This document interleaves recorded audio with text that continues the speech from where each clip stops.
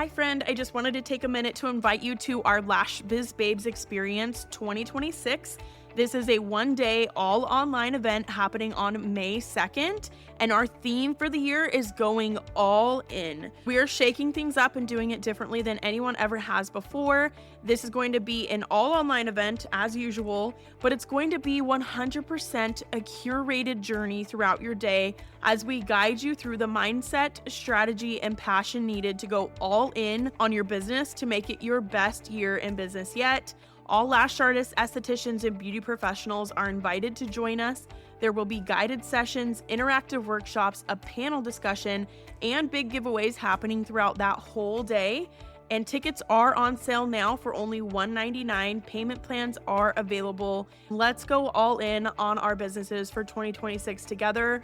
All the details and the link for tickets are down in the show notes below. I would love to have you join us online in May. Welcome to Lash Biz Babes, the podcast for solo beauty business owners who want to build a full clientele and create a business and a life that they truly love.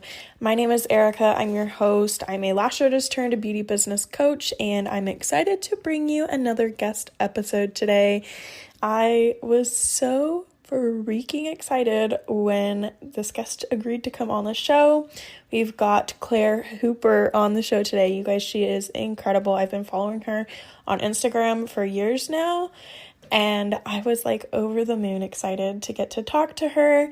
She is a beauty business educator, and she helps beauty business owners develop systems in their businesses so that they can scale, make more money, and have more time. And she has such a fun personality and is so knowledgeable. I'm really excited for you to get to listen to her. So let's jump on in. Welcome to Lash Biz Babes. I'm so excited to have you here. Thanks. I'm happy to be here. I would love for you to introduce yourself and what you do in the industry. So I am Claire Hooper. Gotta say it with pizzazz. And Yes. I am a lash artist and a beauty business educator. So I do still see clients, which a lot of people don't realize. I do lashes like 3 days a week. And then I do beauty business education, specializing in email marketing and online course creation. I do a little bit of other things through mentorship, but those are definitely the main things that I focus on. And Awesome. yeah, I've been in the industry like 7 years now. I love it. That's so great. And I love that you have like a kind of like a more niche thing that you focus on too, because I think you're like the only person I've seen actually in the industry who does like email marketing. And Yes. there's not a lot of like online course creation educators actually within our industry. So I love that you do that so much. Thanks. Yeah. And it's so necessary. Obviously, if I specialize in it, I'm very passionate about it. And what we're talking about today, obviously. But there aren't a lot of people educating on it. So let's do it. Yeah, for sure. So how did you get into lashes and like the beauty industry? So I actually started out as a child and youth worker. So I worked with, like, that's what I went to college for. So I worked with youth who were in conflict with the law or youth that were actually like in custody. And I did that for a long time, and I started getting like super burnt out because it's an intense job, as I'm sure you Yeah, can I could only imagine. imagine. And so I was saying to my husband, I'm like, I don't know, I'm just like getting burnt out. And he was like, quit your job. He's also an entrepreneur. And he's such a leaper. And I was like, bro, like responsible adults don't just quit their job. Like, we have a son. And he's like, it's gonna work out. Like, quit and it'll work out. So I did quit. And I was getting my lashes done at the time. And my lash artist said to me, you should do lashes. And I was like, girl, no one is going to pay me to do their lashes. And she's like, you're paying me right now. So that was kind of like my Good aha point. moment. Yeah. And yeah. And then I took a very basic $600 course. And then it went from there. And here I am today. So shout out to my first client ever. She's still with me. She made it through all the sticky lashes. Yeah. Those are the best, our OGs, right? Right? I'm like, you stuck with me through that? Like, you can handle anything. Right. I'm laughing though because also I'm like the entrepreneur in my marriage, and I'm always like telling my husband, like, you should start your own business. You should start a YouTube channel, like Yes. giving him all these ideas, and he's like, you where he's like, "No, we have to be responsible." Yeah. Haven't talked him into it so far, but I think it would be so fun, so I love that you, like, trusted him and jumped into it with him. Yeah, you'll get there one day. My friends and family are sick of me because I tell everybody to start a business, even strangers on the street. I'm like, "Have you ever thought about entrepreneurship?" Like, it's too much. Literally Yeah. literally me. I'm this is so random, but, like, I'm a big Taylor Swift fan, Yeah. and so I've got, like, other friends who are, like, Taylor Swift fans. Anyway, I was trying to convince this one friend of mine and was like, "You should start your own business and do, like, you know, like, get into that, like, niche with, like, Taylor Yeah. Swift things," and she was like, "I don't even know how I would do that because she's, like, so good with" she actually has, like, a degree in, like, marketing and stuff, so I'm Oh, like, "You could nice. totally do it." But I'm always talking that just gives you an example, I'm always trying to talk anyone into starting their own Yeah. business. And it's funny because when you're an entrepreneur, I feel like the ideas just always flow. Like, I can look at someone and they can tell me a little bit about themselves, and I have a business idea from them. You sound like you're the same, and it's Yeah, just like, I'm like, "Do it," but not everybody's ready, but hopefully everybody at least gets a side hustle one day. totally. Mm, Well, and I feel like you're just so much more open to opportunities, like, you're looking for them, and, like, you have an open mind for it all, so 100%. I love that. So what was your experience like with building your clientele? It sounds like you were kind of like iffy, like, "Oh my gosh, would anyone actually pay me?" So was that did that play into your experience at all, or how was that for you? Um, I've been really good with word of mouth. Like, I find Okay. most of my clients over all these years have come from referrals. Um, I mean, there's always been, like, ups and downs and dips in there. When I first started, I did, and I look back and I'm like, "Would I have made the same decisions?" But I did, like, 40 clients for free, and I borrowed, I actually knew a chiropractor, and he had, like, a portable bed, which is not made for necessarily lashes, but I went to people's homes and just did a bunch of people. So, a lot of people ended up coming back and booking fills with me, so that helped me start really strong in the beginning because I started with like 30 clients in my client load. Um, and then from there, having a good website. I know we're not talking about websites today, but that was a big builder, good reviews, referrals. And that some of my clients have been with me, I would say maybe 60% have been with me since the very beginning Wow, that that's I still have amazing. today. Yeah. So I'm really big on I know we're not discussing this today. I always get off on tangents, but like Oh, you're fine. Go for it. okay, the, like, customer service journey, so there's, like, a lot of steps in there, and I find it's much easier. I'll tell lash artists that it's easier to maintain or revive a relationship with a previous client than it is to find a new client. Um, it's actually, like, 40% easier, so I always tell people, when you're building your clientele, try to hang on to the ones you have for sure. Yeah, and, like, giving them a good experience. Yes, Even if you've only got, like, a few clients, giving them a really good experience and, keeping that the same whether you've got a lot of clients or not. I feel like that's I mean, I would assume that played a lot into being able to keep that much of your clientele for so many years. exactly, 100%, and people need to know too that, there's a million great lash artists. Like in my city, there's so many talented people. Like I think I'm good, I'm biased, Mhm. but there's other people who are just as good as I am and they're fully booked too. So you have to remember like your vibe is what sells you. It's not just your skill. So, 100%. yeah, you can be a great lash artist, but if people don't like coming to you, you're not going to have any clients. Not going to be booked and busy. Yeah, I totally agree with that. I love it. And that probably got you a lot of really good hands-on experience right at the beginning too, to just take so many models. Yes. So I'm And sure so that was beneficial. Oh, 100%, and when I look back, I'm like, "Would I do it the same? Would I do that many people for free?" But I think I would because there's not pressure when people aren't paying. That's So, very it's true. like, I only got 50% of your lashes done, or you don't absolutely love the style, but when you're charging full price, like, there's more expectation there, with your clients, so you can practice worry-free, I guess, when you're doing people for free. Yeah, totally agreed. So, did you have any, like, specific struggles that you ran into as you grew? And if so, how did you overcome them? Ooh, struggles. Um Location ended up being a bit of a struggle for me, that was one thing. I rented a room in, like, a chiropractic clinic, in the basement, and then I ended up getting my own studio, and then I moved back home, so that was kind of, I guess, an ebb and flow journey of struggles, finding the right location for your business and somewhere your clients are comfortable, because every client, some clients like a studio, some clients like home, right? So it's finding out Mhm. what is going to be that balance.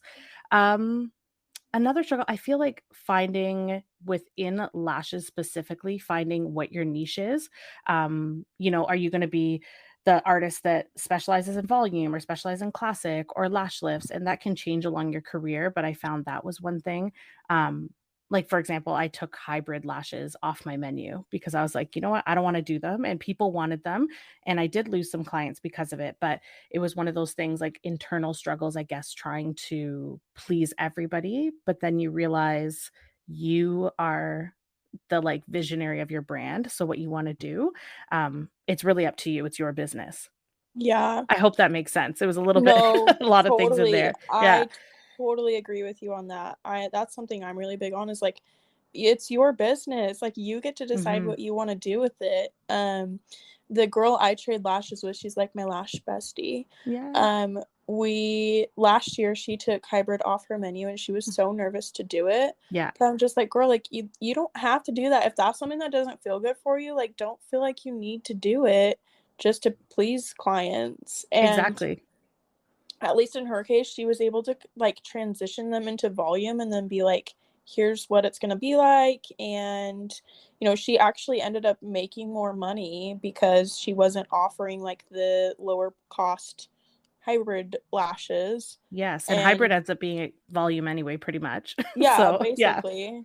Well, no, it was just, like, she ended up, like, only giving herself a raise by doing that, and her business felt a lot more aligned and, like, energetically, it was a lot better, so, yeah, I 100% agree with that, what you were saying with that, and, I think those are some struggles that a lot of people can relate with too, just trying to decide, "Do I work in a studio? Do I rent, like, booth rent? Do I work from home?" Yeah. There's a lot And of things to consider. yeah, well, and it's gonna look different for everybody too, it's, like, not always gonna be the same answer. Mhm. And So oh, oh, sorry. go for it. Oh, I was gonna say even with that, just kind of another I thought of another thing that was, like, I guess, sort of a struggle in my mind, even just timing, like, what hours do I wanna work, you know? So, Yeah. I don't work I work, like, 1, I guess, evening till, like, 5 o'clock at night, it's not super late, right? But I don't wanna work evenings, so I was always like, "You have to work evenings because that's when people, are available," but again, it's your business, and, like, if you tailor your business to find clients who are available in the day, you will get those clients. More of running your business how you want. Yeah, I way agree with that, and, set the hours that you want because otherwise you're gonna, like, resent people for it, is it my experience with Yes, it, like, 100%. I don't wanna work at night, so I'm gonna be really annoyed when I have to go in at night, but Mhm. I'm the reason I work at night. It's Yeah. like, set the hours you want and build your clientele with clients who can actually come during those hours. Yeah, don't be your own worst enemy in your business. Running a business is hard enough. Yes, yes, that's the best. So what made you decide to get into education and, more specifically getting into, like, the niche, things that you educate on? So I started building my email list, and because I knew, I was like, you know what, I want to get into business coaching for a while. I was like thinking about it. Um, but I wasn't like 100% ready yet. So I started building my email list, and then I really jumped in first to course creation because 2020, we all know, was a crazy ride. And Yes. we actually had, like, where I am, like, we were shut down for like a year.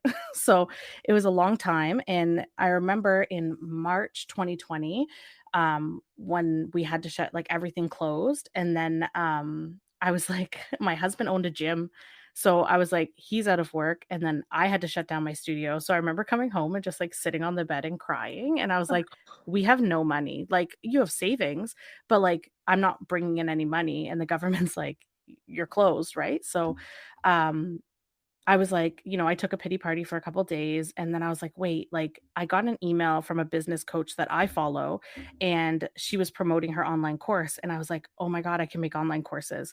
So, 2 things I started, and they were very basic courses. I did one about, website building and one about email marketing, my first version of that course that I have now, um, and they did really well. in like a week I made like $10,000. Like they That's sold really well. amazing. Yeah, because I had that email list. So like not everybody, I will say as a course creator, not everybody has such a significant launch, but I think for me, for my first launch, it was like, yo, I can make this work. Like doing online courses, it is like there's substance here, right?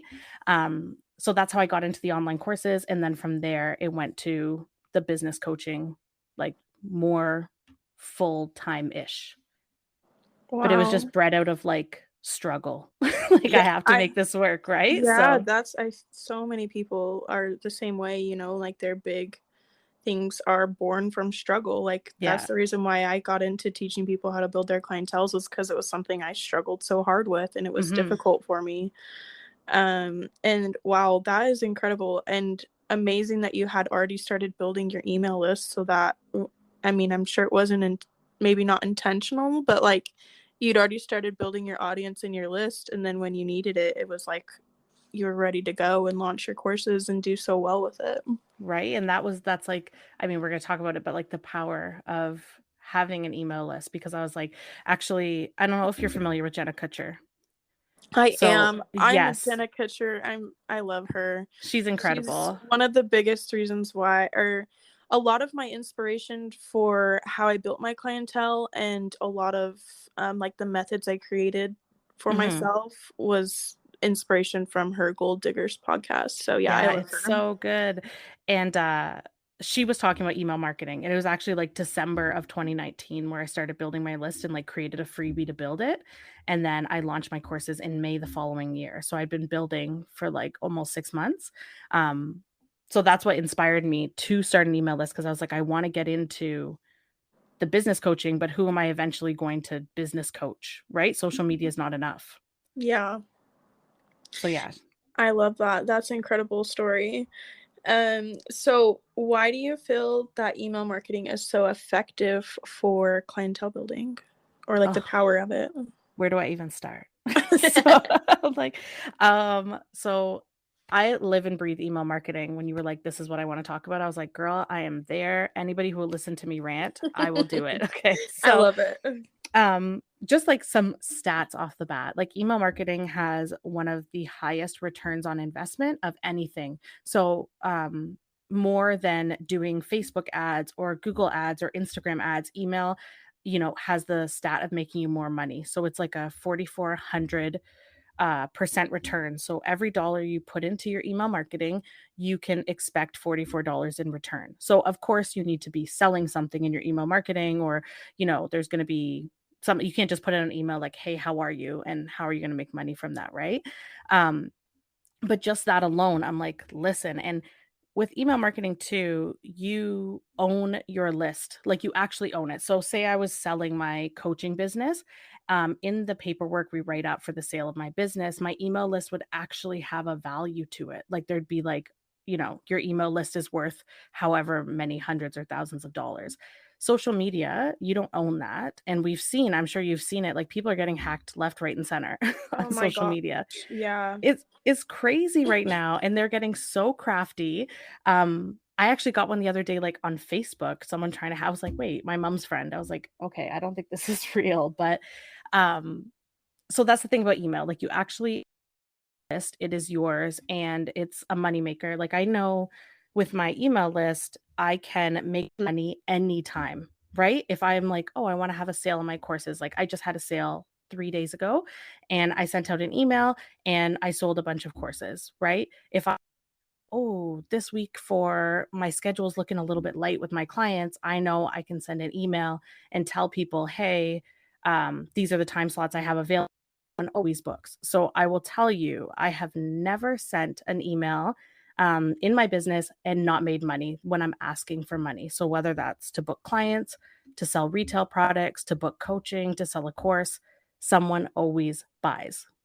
So sorry, that was long-winded. I'm like out of breath. No. Like, No, it was um, so much good information. yeah, I just know the power of it. So as far as like building clientele, because I think that was your original question, how do you use Yeah. it to build clientele? So when people book with you, obviously you are going to take their email. So if you're doing online booking, you should have people's emails that way. If you're booking pen and paper, please, please, please make sure you're capturing people's emails. So, obviously that person's already come to you, but earlier I talked about retaining clients you already have. So you can go back to that list and send emails. Actually, I just had someone book with me recently. They messaged me back from one of my emails and they were like, "Do you remember me? Like, I came to you in like 28." I was like, "What?" So people keep in touch with you, even if they're not like booking right away, they're following your journey through the emails and they could come back later. So I think it helps you definitely retain clients. Um, for gaining new clients, you could also do, 10% off if you give me your email sort of idea. And then you have people that way. Love it. Sorry, it was a lot.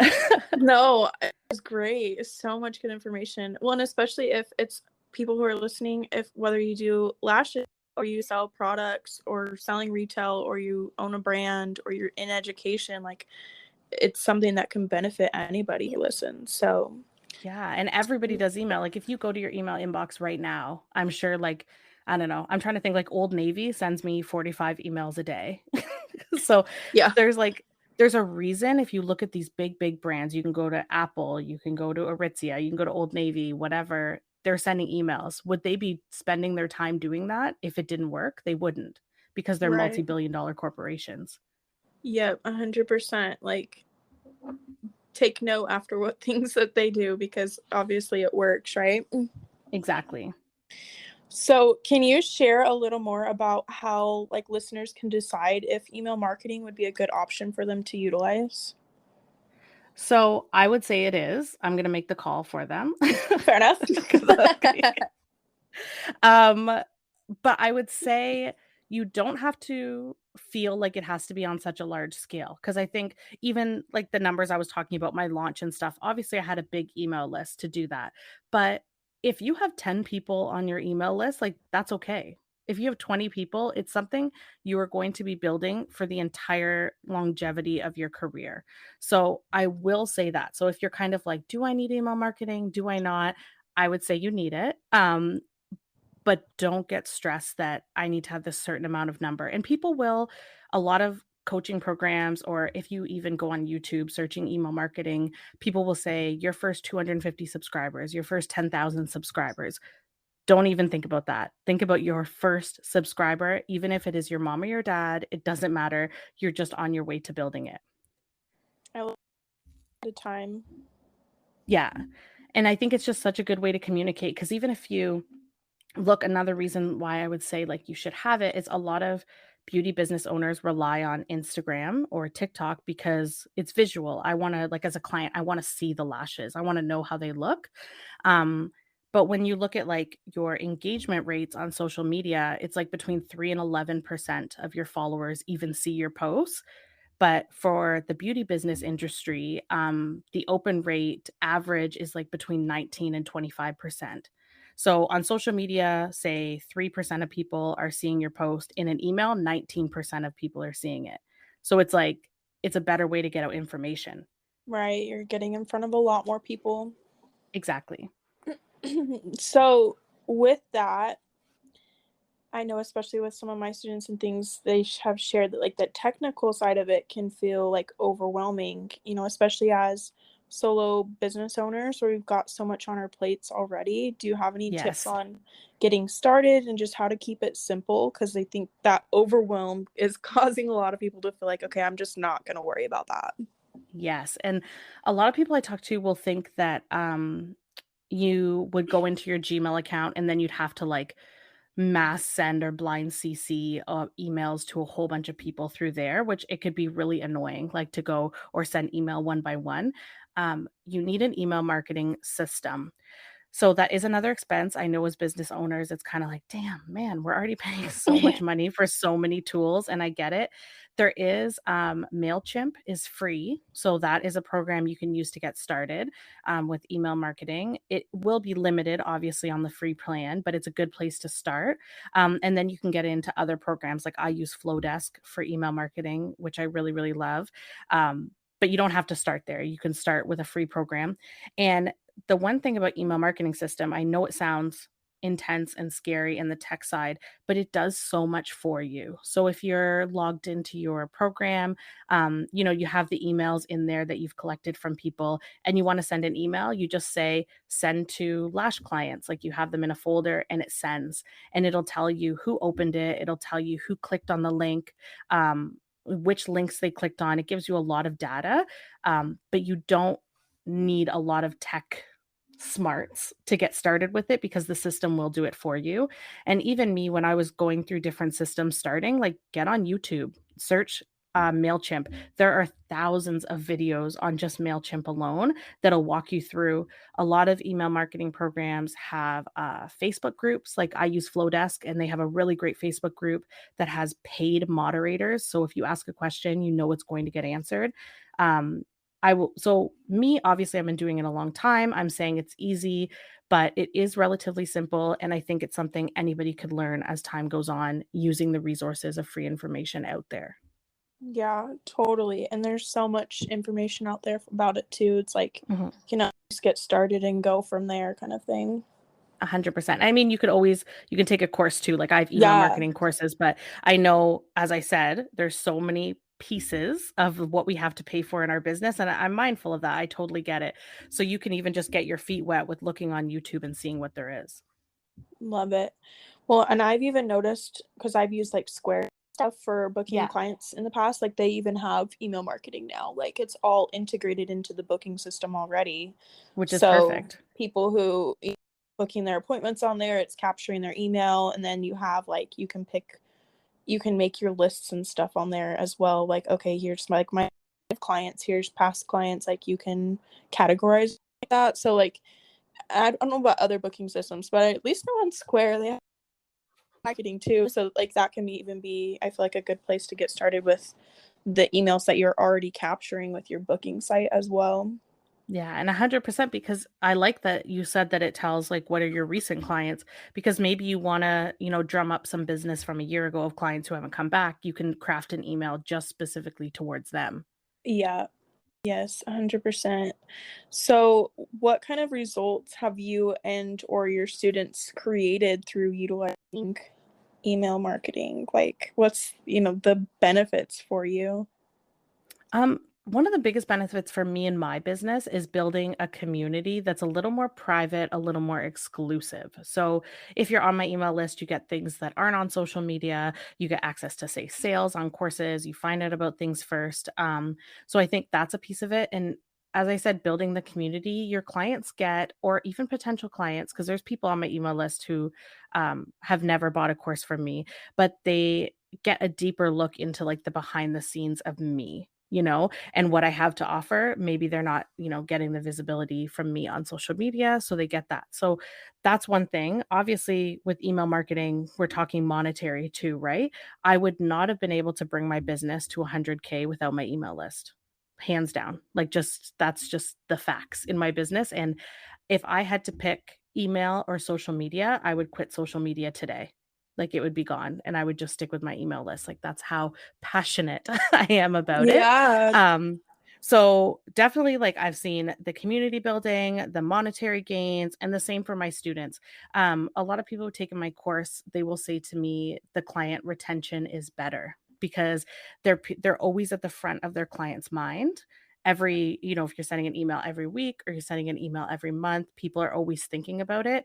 And like you're kind of telling people, hey, you need lashes before they know they need lashes, because they're like, oh, someone's popping up in my inbox, lashes. Oh yeah, I'm going on vacation, right? Yeah. And when I talked about the community and the deeper side, you're not just going to send an email every week asking them to book lashes. It's got to be more than that. So sometimes for me, when I'm sending to clients, you could send a recipe, you could send a hey, what you're doing. I just sent May 1st because I send one to my clients once a month, like for lashes. And I literally sent a picture of me in this like coat I bought at Dollarama. It's like a raincoat. And my family made fun of me, and I just like sent the picture and I was like, yo, it's finally spring. Like the rain is here. And so like it's like super silly, but my clients are like, okay, like this is Claire, like just being a fool, but standing out and just being like a regular person. So your emails don't always have to be asking for money. So building the community, and then there is that monetary piece, of course. Right, totally. Well, and it's like creating those connections too. Like you're showing the face behind your business. You're able to like create things that you have in common and like establish things you have in common with them. Mm-hmm. And almost, I mean, in a similar way, kind of like social media where you're creating connections and letting them know what you do and like, you know, asking for sales and asking people to book and that kind of thing. So it's sounds pretty similar in that Exactly. way. Yeah, and it gives like another level of legitimacy to your business, right? Like you've gone a step ahead because most people do not have an email list for their business, right? But if we're Right. talking about anything that is of any importance, we don't usually do it through a DM. Like example, when you asked me to be on the podcast, you sent me an email, right? Right. You didn't like send me a DM, like because it's important information. You want to make sure I read it. You want to make sure I'm absorbing it. So you sent it through email. So that's the thing, right? Like it just gives that extra step of professionalism to it, which I I like. totally Yeah. agree. Yeah, and just makes you more legit, I feel like. Yeah. And because the first thing I can't remember the exact stat, but there's a high percentage, I want to say like 60% of people or something, check their email before they check their social media in the morning. Like they get out of bed and check their Yes. email first. So if you know that's the case, then you got to be in that email inbox so they're checking you. I love it. So, any last tips or like words of advice for someone who maybe is thinking about using it or like new to using email marketing? So, a couple of things. One, done is better than perfect. So, do not try to get in your head. Don't spend weeks agonizing over what you're going to send in an email.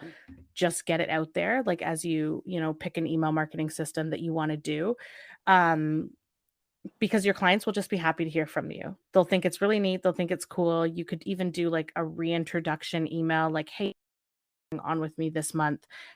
This is how I got into the lash industry. If you don't know, it doesn't have to be super intense and serious. Like, don't stress. And even with like I talked about some of those big brands who send emails, they have people, graphic designers who are designing their emails and doing all HTML code and stuff. Don't worry. Yours don't have to look like that. It could be all text with one photo, just getting started. So I would say don't overthink it, as you're getting started. Just make sure that you are getting started.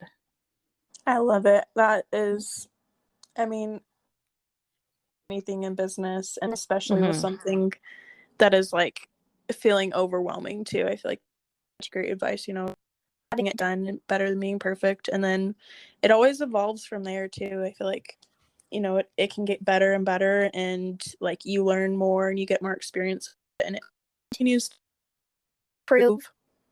Exactly, and, like, I think about building my email list all the time. So, it's not something that kind of ever stops in your business. So even if you start and you're like, "I have 5 or 10 subscribers," you know, 5 years down the line when you have, 20,000 subscribers, you're gonna be like, "I'm still building."